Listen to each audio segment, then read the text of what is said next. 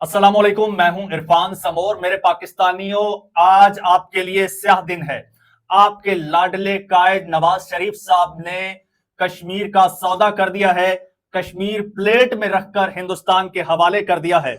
ये जरा सुनिएगा। 370 हटाए जाने के बाद इमरान खान ने भारत के साथ व्यापारिक रिश्ते तोड़ लिए थे और कहा था कि जम्मू कश्मीर में जब तक 5 अगस्त 2019 से पहले की स्थिति कायम नहीं होती तब तक वो भारत के साथ व्यापारिक रिश्ते की शुरुआत नहीं कर सकते। सुन लिया जी। ये इंडियन न्यूज चैनल इस वक्त चीख चीख कर कह रहा है कि पाकिस्तान ने घुटने टेक दिए हैं। ये न्यूज चैनल आपको बता रहा है कि इमरान खान ने 5 अगस्त 2019 को भारत के साथ अपने तमाम सफारती ताल्लुकात मुनक़ता कर दिए थे। क्यों?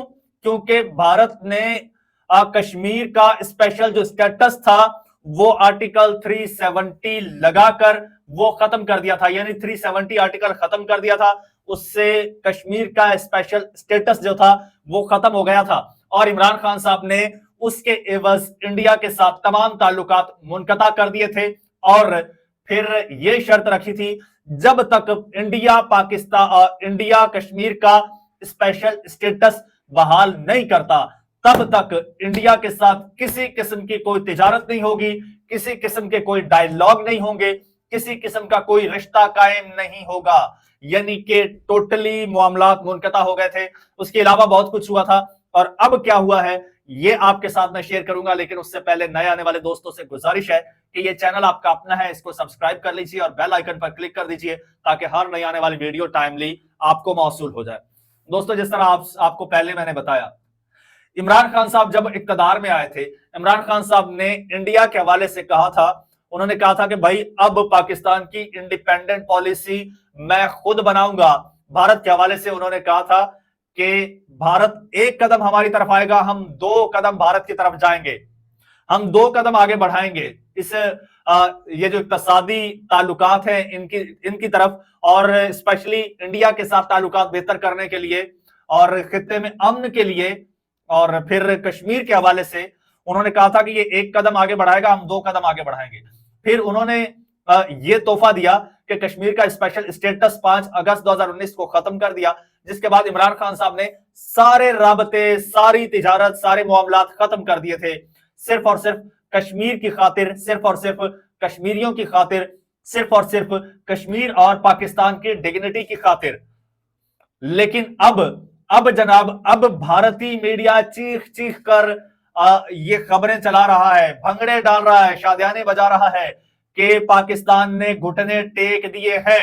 इमरान खान ने जो गैरत का स्टैंड लिया था, अब नून लीग की हुकूमत, शहबाज शरीफ की हुकूमत इससे पीछे हट गई है और शहबाज हुकूमत जो है अब उसको झुकना पड़ा है और उसने तिजारती रिश्ते बहाल करने की मंजूरी दे दी है। ये इंडियन मीडिया इस वक्त दावा कर रहा है और ये दावा क्यों कर रहा है, आखिर पाकिस्तानियों ने क्या किया है, आपको जब बताऊंगा तो आपके सर शर्म से झुक जाएंगे कि खुदा ने कैसे आपको लीडर्स दिए हैं।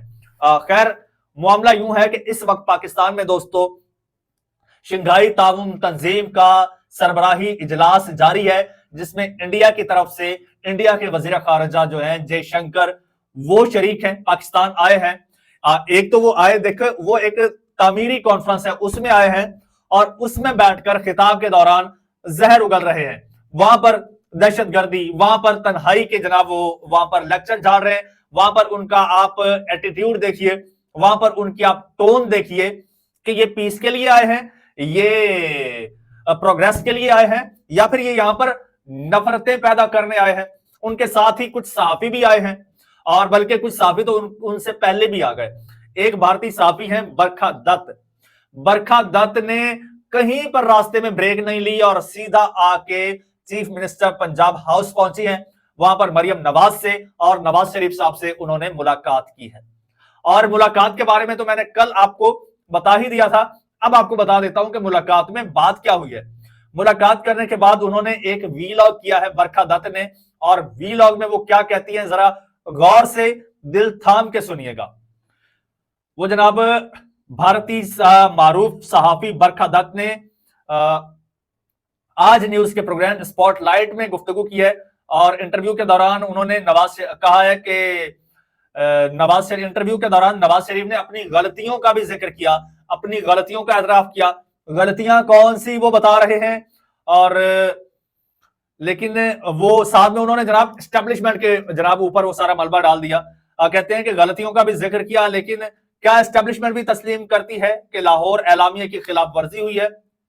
अब वो कह रहे हैं कि जी हमने लाहौर एलामिया की, लाहौर डिक्लेरेशन की खिलाफ वर्जी की है। अब लाहौर एलामिया क्या है ये आप खुद रिसर्च कर लीजिएगा, क्योंकि टाइम शॉर्ट है।